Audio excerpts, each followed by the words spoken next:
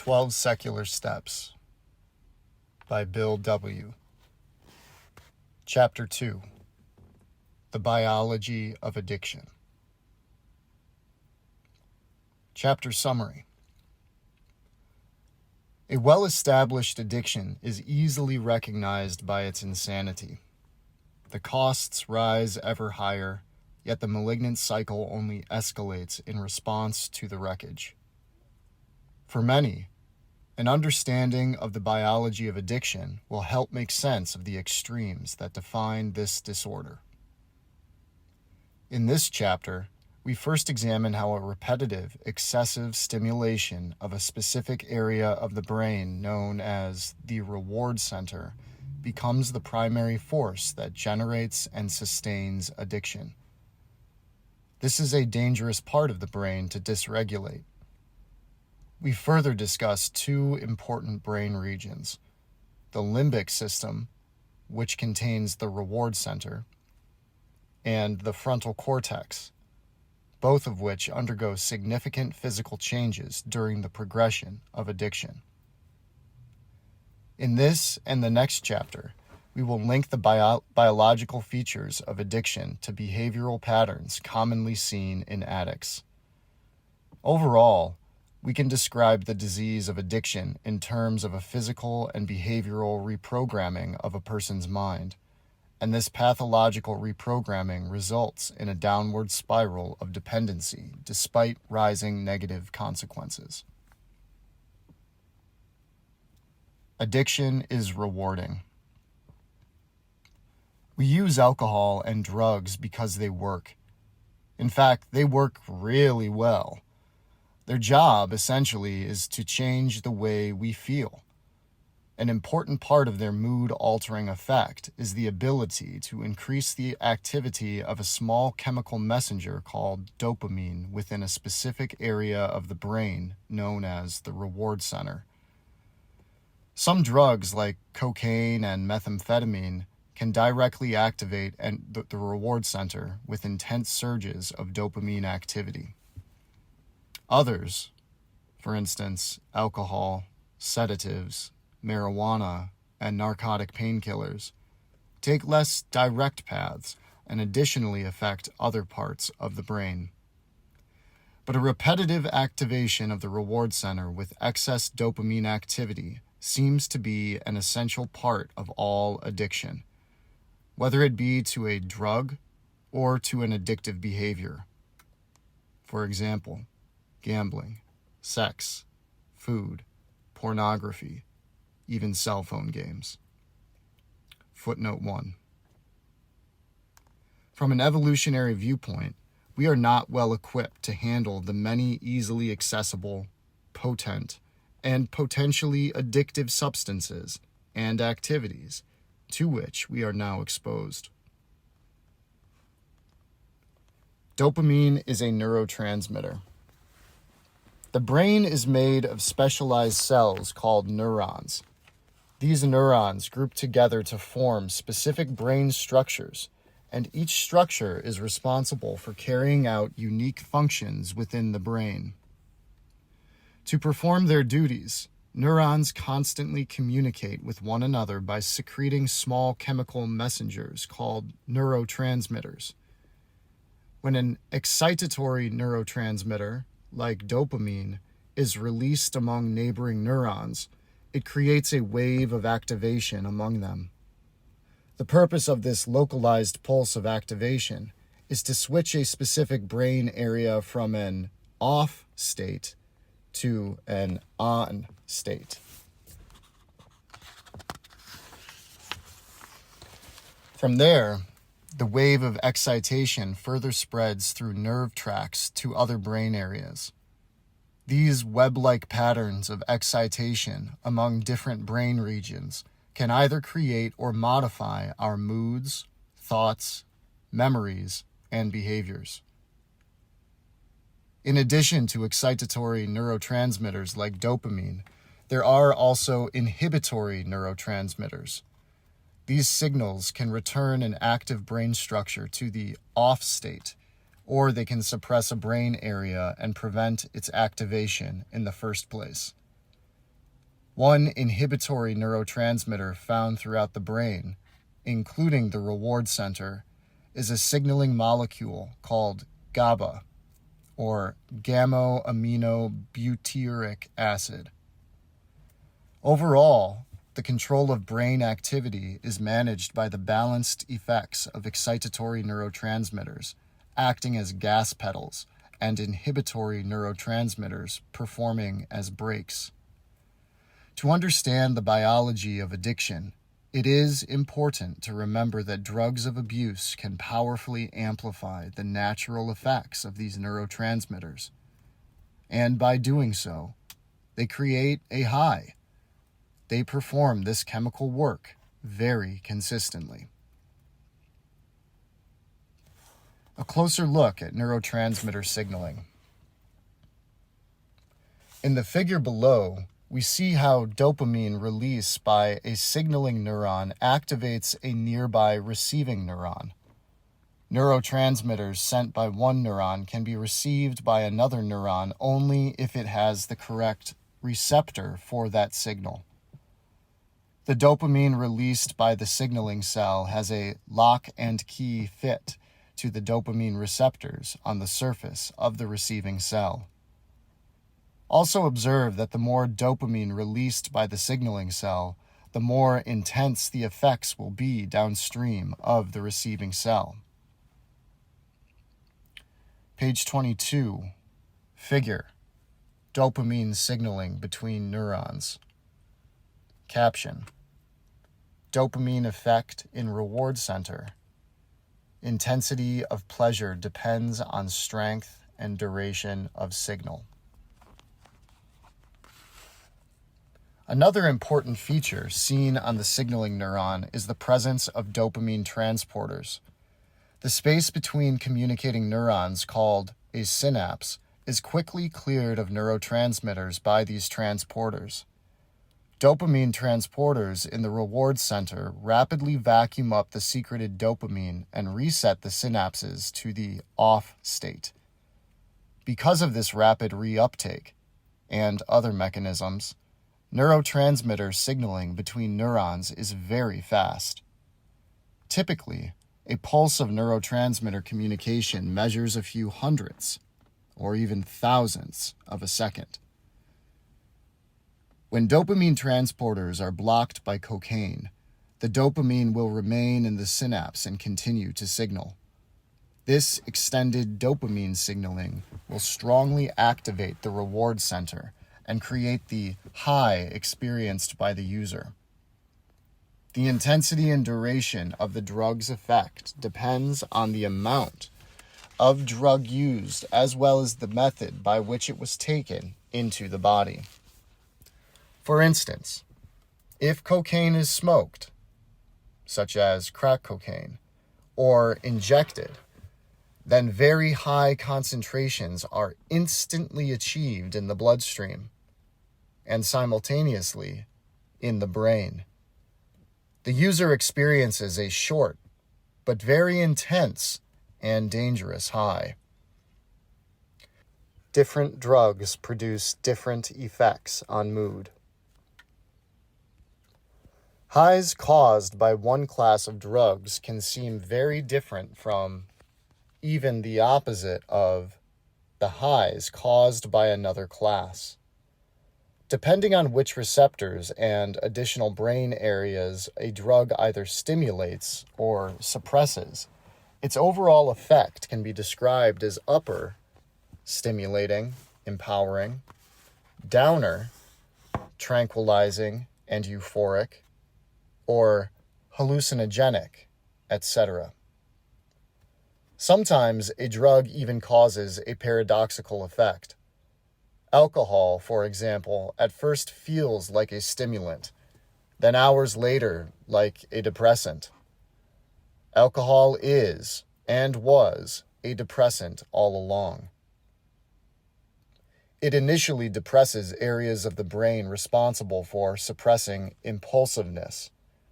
That makes alcohol an inhibitor of an inhibitor, which is like a double negative in a sentence that transforms it into a positive statement. Take, for example, the statement, "I am not going to dance on top of the table."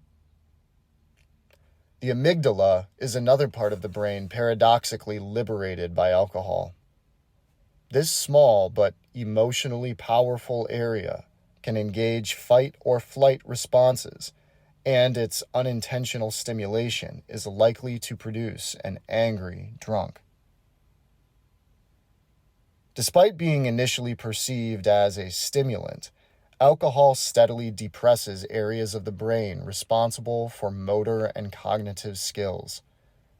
This effect produces the typical signs of drunkenness: staggering, slurred and loud speech, poor muscle coordination, bad judgment, and eventually passing out. Effects of potency and dosage. The impact of drugs like crack cocaine or intravenous heroin are so fast and powerful that we could hardly consider their use as safe or social. The outcome is incapacitating, literally mind-blowing, as inhibitory controls are completely overwhelmed by the tidal wave of excitatory impacts. By comparison, the milder dopamine surge and psychological effects of social drinking, perhaps 1 or 2 glasses of wine over the course of an hour, are usually easily countered by GABA and other layers of inhibitory, that's enough, control.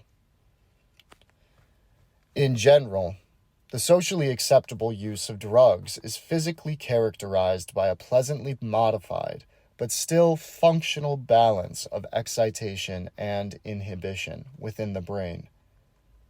We can still engage in conversation with people who have a glass of wine or 2 with dinner, but not so much with someone who just injected a big blast of cocaine, meth, or heroin.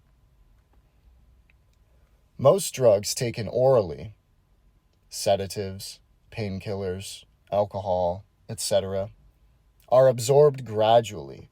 So under normal conditions, the rise in blood and brain levels are also relatively gradual.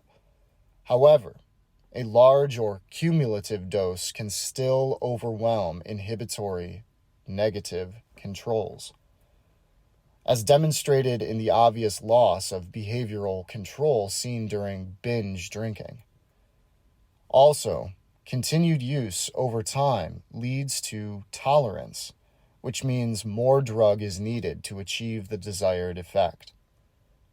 Tolerance leads to increasingly larger doses, which eventually tends to overpower the user's ability to put on the brakes and control use.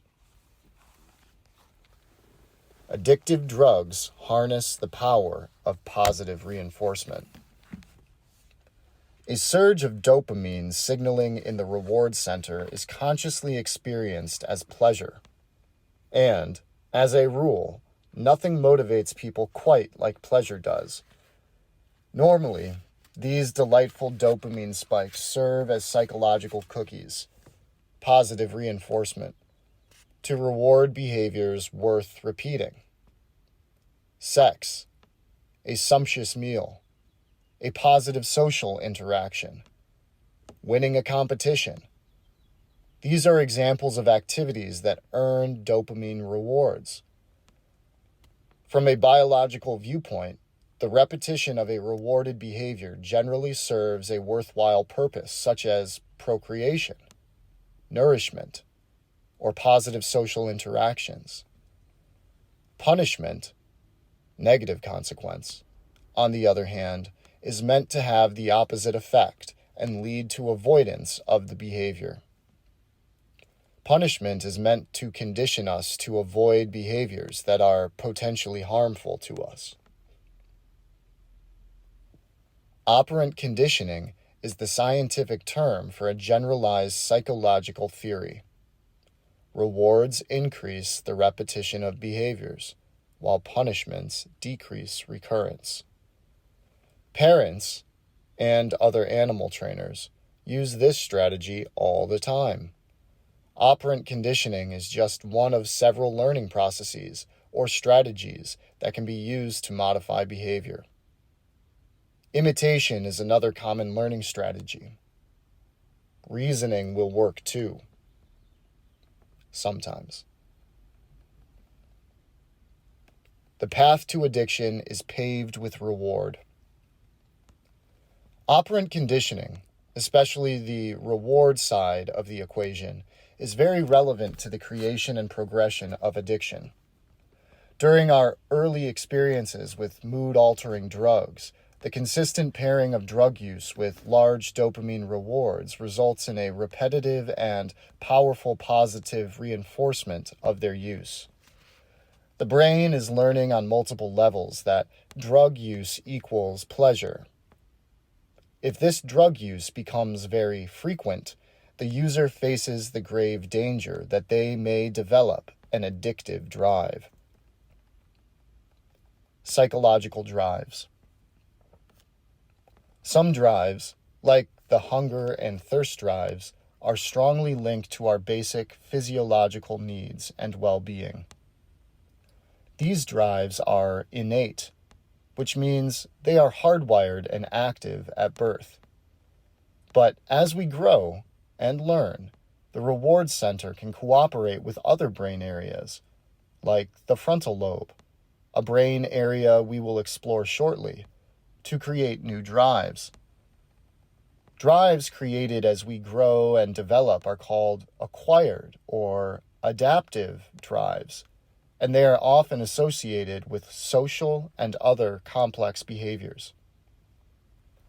Acquired drives are primarily concerned with helping an individual learn to function in their external environment, and as such, it makes sense that they are linked to processes like operant conditioning. We interact with people. They give us feedback on our actions. And based on this feedback, we either repeat or abstain from these same actions in the future. This is a very common process during childhood, when social drive formation is an important part of our growth and development. As infants, we instinctively look out for ourselves. But as our world grows to include playmates, we'll learn through their feedback that it's wise to share at least some of the time. Once created, the drive is physically written onto the brain like software is on a hard drive. The drive will now perform its function by producing motivation. Motivation linked to a drive is often strong enough to be experienced as an internal stress, a need to engage in the behaviors related to the drive. As an example of this sort of drive creation, let's say a middle or high school age kid decides to try out for a sport and one day shows up for practice or the activity. During the tryout, the coach is encouraging and praises this kid's performance, which makes the kid feel good inside. That's the positive reinforcement, the reward. The kid, predictably, shows up for more practices, and the positive reinforcement continues. The repeated engagement of the activity is evidence of a growing motivation to play the sport. Fast forward a year or so, and we find that the kid is a valued and very competitive member of the team. We now also observe that the coach often gives critical, seemingly negative feedback on the kid's performance. The negative feedback is not at all discouraging and has no effect on continued activity with this sport. Early in the process, this criticism would have led to avoidance, but presently the kid has a robust internal need or drive to stay engaged in the sport. The kid even feels anxious when he or she hasn't played for a while. The existence of a well-established drive is observable through the visibly high level of motivation the individual has for engaging in an activity despite obstacles. Also, the absence of the activity creates stress. Drives can make us feel like we have purpose, or it may feel like a need, a hole to be filled. Drives have a subconscious side to them that can powerfully influence our conscious state. In active addiction, that means our conscious mind will often be centered on figuring out the details and strategies needed to keep using and drinking.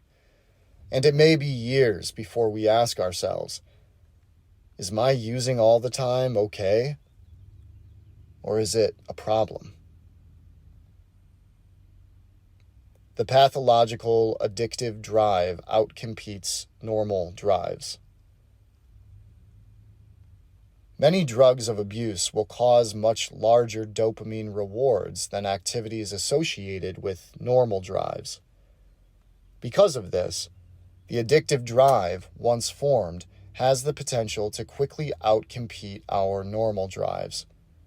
As normal drives weaken, the typical addict spends less time engaged in adaptive but less exciting behaviors such as socializing with family and normal friends or doing well at work or school. Instead, addicts increasingly engage with activities and people associated with heavy alcohol and drug use. As the addictive drive strengthens, many addicts tend to engage in increasingly risky or illegal behaviors. The addictive drive at this point may have profoundly reprogrammed the person. As addiction progresses, the affected person may romanticize or glorify the excitement associated with drug use and culture. The reality, though, is that addiction is a trench, not a ladder. The addict's world is not opening up. It is getting much smaller and more narrowly focused on a singular task: feeding the addiction. Addictive drives are associated with addictive triggers. Drug-associated sites, a cold beer, and people, my buddies at the bar, can act as powerful triggers that set off the desire to seek out and use drugs. AA has long advised newcomers to avoid the people, places, and things associated with use. And this is very wise advice. By the way, triggers can retain this psychological influence for years, and they are a major cause of relapse, even after decades of clean time. Addictive remodeling of the brain has permanent features. The physical changes in the brain of an addict will, to some extent, be permanent. For instance, it has long been known that alcoholics who stop drinking at a mid or late stage of progression can remain sober for years, yet if they drink again, perhaps with the intent to moderate this time, they will very quickly return to the same late stage of progression they were in when they previously stopped. It's also important to keep in mind that if we have developed a serious addiction to one substance or behavior, the addictive pattern will easily transfer to others. It's depressing for me to think about how many addicts I've seen overcome alcoholism or narcotic use, then afterwards transition to another destructive addiction like gambling. This form of substitution can also occur many years after recovery from a previous form of addiction. Addiction rewires critical areas of the brain. To add more depth to our study of the biological basis of addiction, we should explore two important brain regions affected by addictive reprogramming: the limbic system, the midbrain, and the frontal lobe or prefrontal cortex. The limbic system is the region of the brain where the reward center is located. The frontal lobe, especially the outer layer, known as the prefrontal cortex, is home to our executive functions, which include our conscious abilities to use judgment and make reasoned decisions. The limbic system. The brain structures collectively known as the limbic system, indicated in one of the gray areas in the figure below, are found in the mid-interior of the brain, like where you'd find a pit within a peach, except it is located a little forward and pushed downward toward the base of the brain. The Oxford English Dictionary defines the limbic system as a complex system of nerves and networks in the brain, involving several areas near the edge of the cortex, concerned with instinct and mood. It controls the basic emotions, fear, pleasure, anger, and drives, hunger, sex, dominance, care of offspring. Figure on page 30. Title, Human Brain. Captions, referring to the prefrontal cortex, executive functions, cognitive thought, problem solving, rational decisions, cooperates with other frontal lobe areas to inhibit impulsiveness. Quote, good judgment. Referencing the limbic system, reward center, emotional responses, initiates memory formation and reinforced learning, instincts / innate drives. Notice that below the limbic system, we find the spinal cord. Nerve tracts in the spinal cord bring sensory information, sights, sounds, touch, from the outside world into the brain. The limbic system and frontal lobe filter this information, ignoring most of it while focusing attention on select stimuli deemed relevant to our interests and drives. The sensory information about people, places, and things associated with drug use, triggers, travel through the spinal cord and enter the limbic system. Once selected as relevant to the addictive drive and associated rewards, these sights and sounds simultaneously trigger several brain systems to coordinate with each other and hastily seize upon an opportunity to use. Even the rational part of the brain is now hijacked to use its powers and strategize on how best to get the drug, rather than question the sanity of this activity. Limbic personality traits. The limbic system is very dominant in infantile behavior, and by its very nature is self-centered. This overt selfishness is not always a bad thing, necessarily, and it serves a purpose early in human development. A newborn, for instance, possesses innate self-centeredness as a survival mechanism. It draws attention to itself by crying to ensure it receives food and attention, and doesn't get left behind. A helpless infant's forlorn wailing often elicits sympathy.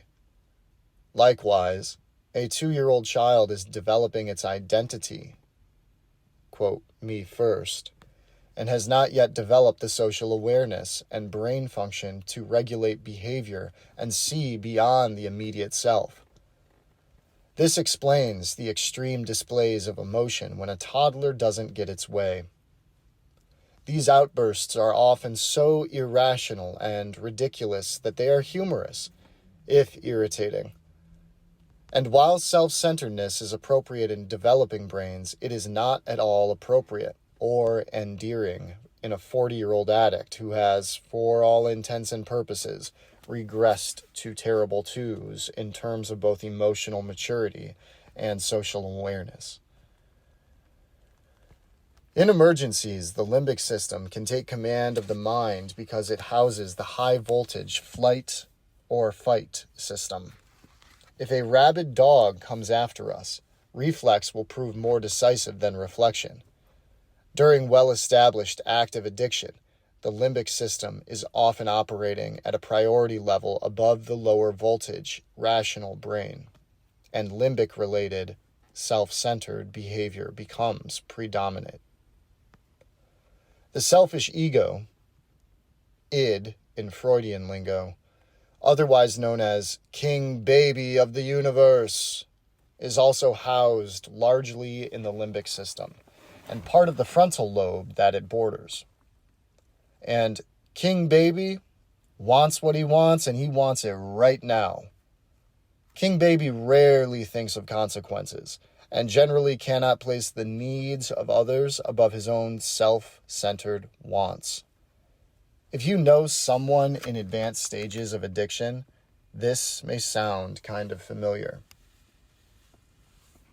The cerebrum and cerebral cortex. The cerebrum is the portion of brain above and surrounding the limbic system. This is the largest and most highly developed part of the brain. It forms something like a thick, fleshy helmet that is divided into right and left halves, the right brain and the left brain. The outermost layer of the cerebrum is called the cerebral cortex, and it has a folded and furrowed appearance like the outer surface of a walnut. The cerebral cortex is associated with advanced functions like math, reasoning, and language. The frontal lobe is the part of the cerebrum just underneath the forehead and extending back to the temples. The wrinkled outer layer covering much of the frontal lobe is called the prefrontal cortex.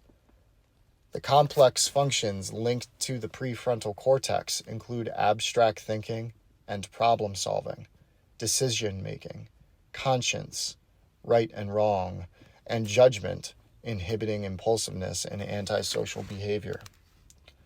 Unlike the prefrontal cortex, the limbic system is associated with emotions, primal needs, the fight or flight reactions, and impulsive behaviors. The limbic system, along with some of the adjacent frontal lobe, probably make up much of our subconscious mind.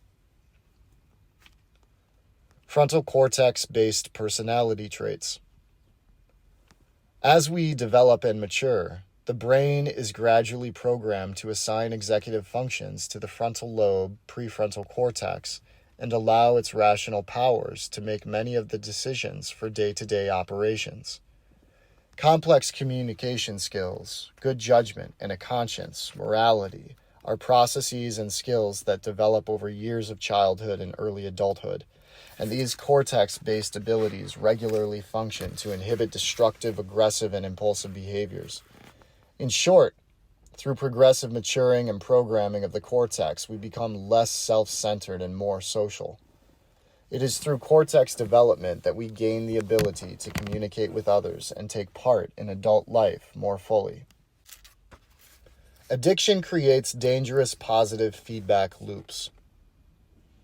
We know that addiction comes about from the dysregulation of the normal balance of excitatory, positive, and inhibitory, negative neurotransmitter controls.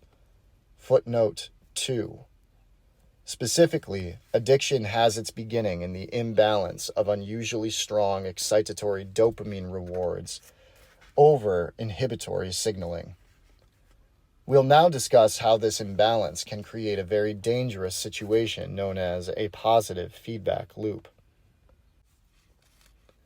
We can use a thermostat and furnace as an example of how the normal balance of positive and negative feedback can be catastrophically upset by the establishment of a positive feedback loop. When a thermostat registers a room temperature, say perhaps 75 degrees, as a few degrees below a set point, 78 degrees, it will send an activating positive signal, activation, to the furnace, effector, and turn it from off to on. The furnace now performs its function and creates heat, the effect. This is the positive side of the loop. When enough heat has been produced to raise the room temperature to the desired level, the thermostat responds by sending negative feedback, inhibition, which returns the furnace to its off state, That's enough heat. The regulated balance between the negative and positive feedback keeps the room temperature within a comfortable range. Overall, there is stability. A positive feedback loop can arise when the inhibitory part of the system, the brakes, is defective, overridden, or disabled and cannot produce sufficient negative feedback, inhibition, to turn the effector, the furnace, off. What makes the situation so bad is the fact that once the positive feed has turned the furnace on, it stays on and continues to produce an effect beyond the normal range. The system will become unstable, and the inability to shut down the furnace means the production of heat, effect, now becomes amplified way beyond the set point. Excessiveness is what makes a positive feedback loop so dangerous, and excessiveness is the very heart of addiction. In a positive feedback loop, production doesn't stop until either a backup inhibitory control mechanism or some outside event shuts the system down. In our example, the fuel to the furnace will likely run out and return the system to the off state. But sometimes an outside intervention will more dramatically turn the system off, like if the house burns down in the furnace example. Let's look at the nature of the positive feedback loop as it applies to alcoholism. When an alcoholic downs the first drink, there is no controlling what happens from that point onward. The reward system is turned on. The gas pedal is engaged, dopamine production. But the brakes, GABA signaling and cortex-based judgment, are cut or disabled. We have a positive feedback loop. The effect, drunkenness, will be amplified, and the binge will stop when the person runs out of money or alcohol, or wrecks the car, or is arrested, or passes out due to the depressant effect of alcohol. The person was not in control. External forces were. The conscious experience of a positive feedback loop to the alcoholic is if one drink feels good, a dozen more will feel great. Their mind gets locked into a go, go, go mode. There usually is no chemical, for example, GABA signaling, or rational cortex-based process strong enough to intervene and say, that's enough. For the alcoholic, the first drink is followed by an inability to moderate.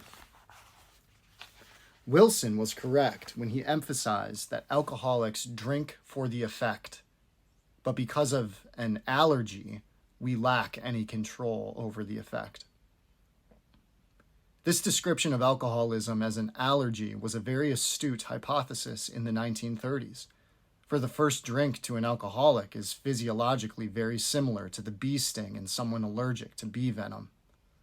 Just as dopamine acts as a gas pedal on the production of pleasure, there are small chemical activators throughout the body that act as gas pedals on the production of inflammation. GABA and other inhibitors quickly shut down dopamine activity so that only a little pleasure is produced, just enough to reinforce a nice behavior. The same is true for small chemical activators that create inflammation. Histamine, bradykinin, but for sake of simplicity, we'll just use histamine. Histamine release and activity is normally opposed by inhibitors that quickly shut off its activity and limit its effect. In a normal person, a bee sting causes a little redness, pain, and swelling at the site of the sting. In an allergic person, the brakes fail to stop histamine, and so the production of inflammation rapidly grows out of control, like a campfire suddenly spreading through a dry, windy forest. The unrestrained rise in inflammation overflows throughout the body via the bloodstream. When this inflammation hits the airways, it will cause them to constrict and the throat to swell. This can cause a potentially fatal inability to breathe. When it hits the skin, hives will appear. The inflammatory reaction also causes all the small arteries to dilate. And in response, the blood pressure drops dramatically and the allergic person passes out. The positive feedback loops in addiction and in allergy are very similar when we look at the chemistry. In both cases, a small chemical exposure, bee venom, alcohol, cocaine, initiates the activity of a small molecule activator, but the lack of inhibition of that activator results in a dangerous chain reaction and amplification of effect that can prove potentially fatal. We can draw a very important conclusion from this inevitable chain of chemical events that frequently follows the first drink or drug in an addict. We must avoid that first drink or drug, just as folks allergic to bee venom must avoid getting stung by bees. Abstinence is a necessary action of recovery. But why is it so difficult in the case of mood-altering drugs?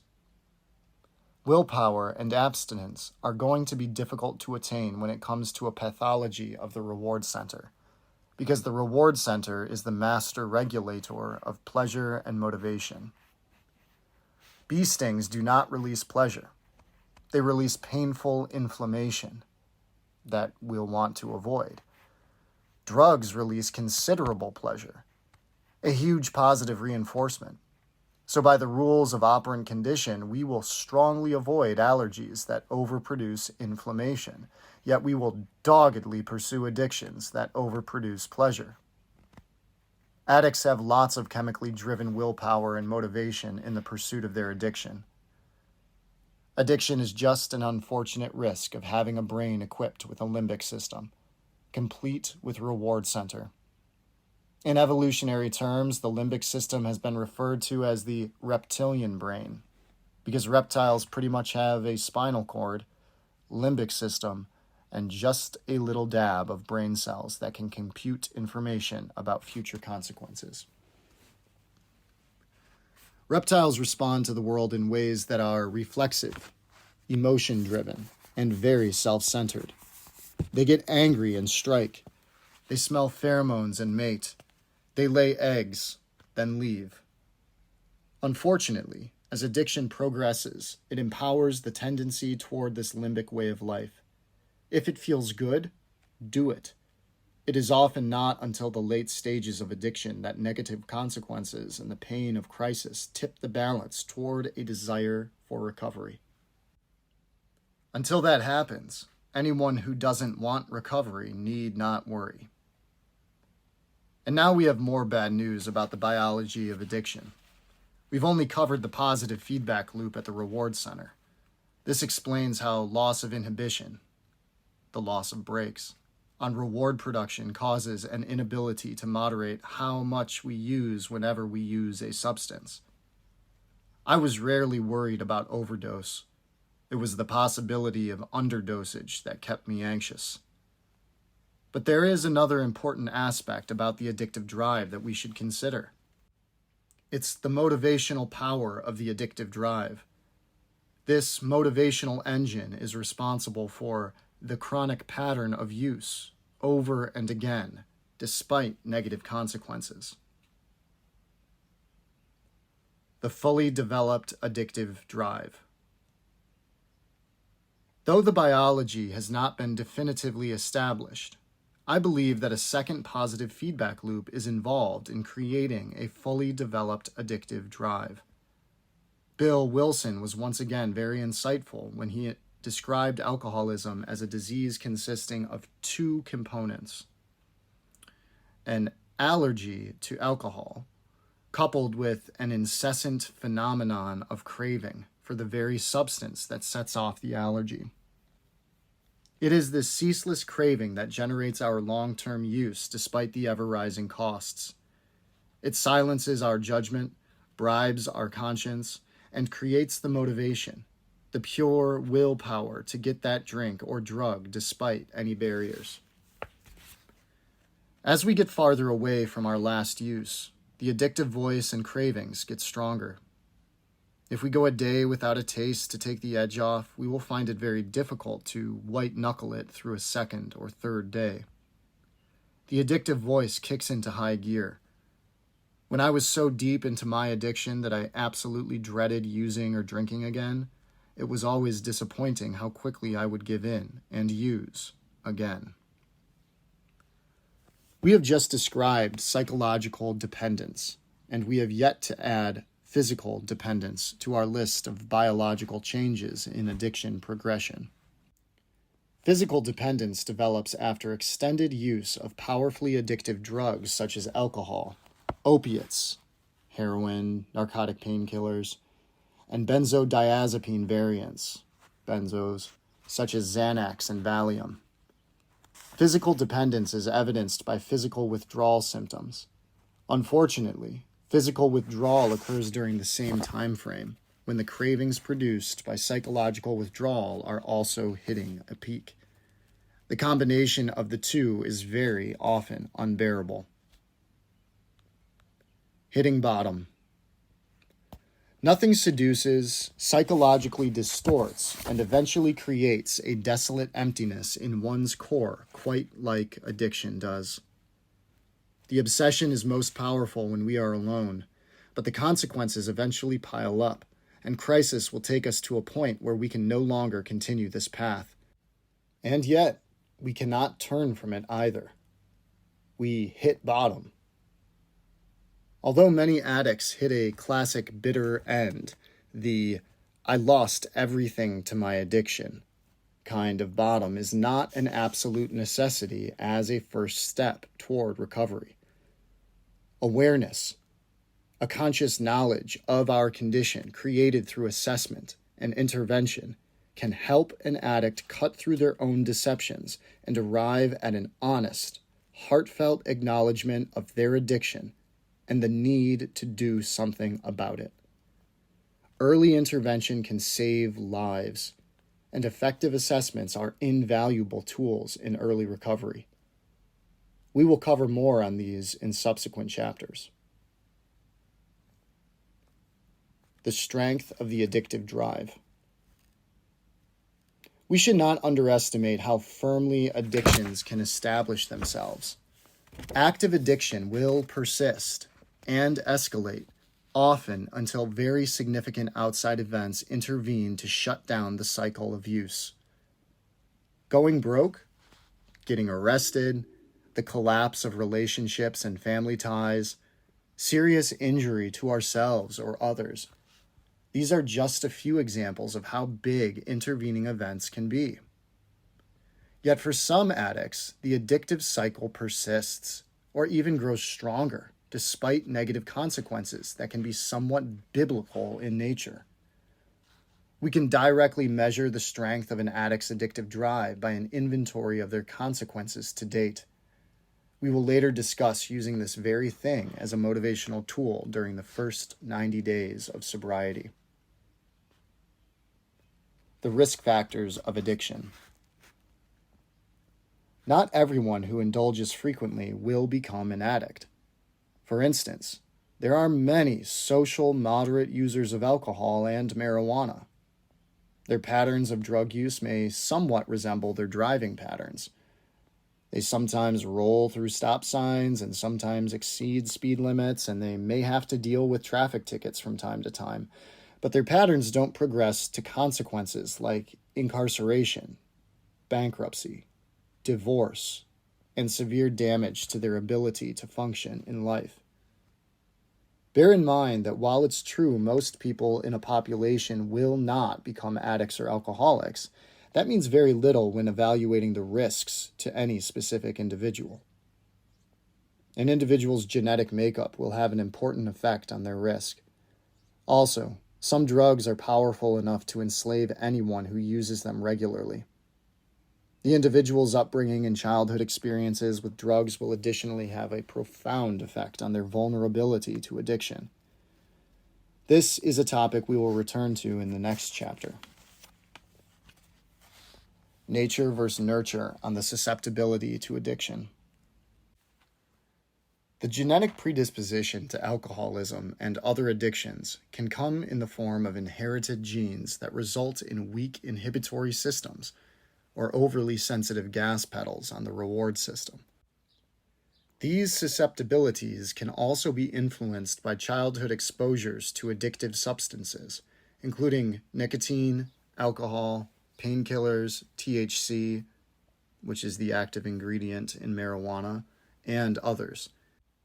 The brain is profoundly sensitive to drugs up to and beyond adolescence. Also, many of us learn to become addicts through imitation of what we see while growing up, or through the cultural glorification of excessive alcohol and drug use. Even the pervasive materialism so prominent in most cultures constantly programs us to forego moderation and intensely pursue personal gratification. We should keep in mind that control over pleasure production takes two forms. First, there is an innate control in the form of the reward center. The genetic susceptibility to addiction involves genes that give us weak brakes, inhibitory neurotransmitter systems, or overly sensitive gas pedals, dopamine systems, that can increase the risk for addiction. The second level of the ability to moderate pleasure lies in acquired, learned, so cerebrum-based cognitive controls that we know as good judgment. A healthy upbringing that fosters self-control and healthy cognitive and behavioral development goes a long way in protecting an individual from addiction. Step work in 12-step recovery programs is meant to do the same thing. In other words, good thoughts and decisions can help us fight addiction. We can learn from animal models of addiction. Take note that nearly every substance that produces addiction in humans will do the same in nearly any other mammal. Our mammalian cousins have brain structures very similar to ours. In experiments where monkeys or rats are given the means to self-administer, read inject, cocaine at will, they quickly become severely addicted. The outcome is often fatal, for the addictive drive eventually proves stronger than the drive for food and water. Opiates have similar effects, but tend to be a little less severe than direct injection of cocaine. Experiments have even shown that the creation of the addictive drive can be achieved without any external drug or stimuli. Animals can be experimentally set up to directly stimulate their brain's reward system via an electrode they activate at will. Once again, self-control can be quickly abolished. Conclusions on the biology of addiction. We can conclude at this point that addiction is a disorder of drive, and the establishment of this drive reprograms our brains and locks the addict into an addictive cycle of repeated use that causes an ever-widening circle of harm. For many addicts, this cycle eventually reaches the point where disastrous consequences are finally equal to or greater than the motivation or means to keep feeding the addictive drive. We hit bottom. We then seek help or are forced into it. If active addiction continues beyond that point, the train's final stops are jails, institutions, and death.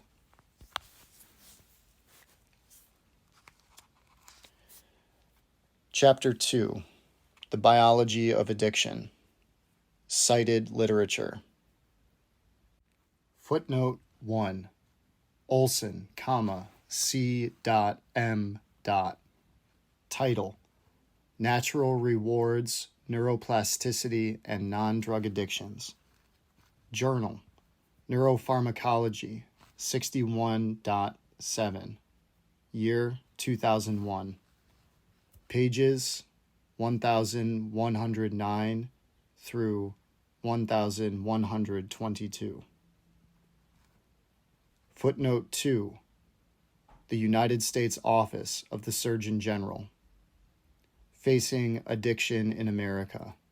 The Surgeon General's Report on Alcohol, Drugs, and Health. Year 2016. From Substance Abuse and Mental Health Services Administration, Washington, D.C. This concludes Chapter 2, The Biology of Addiction.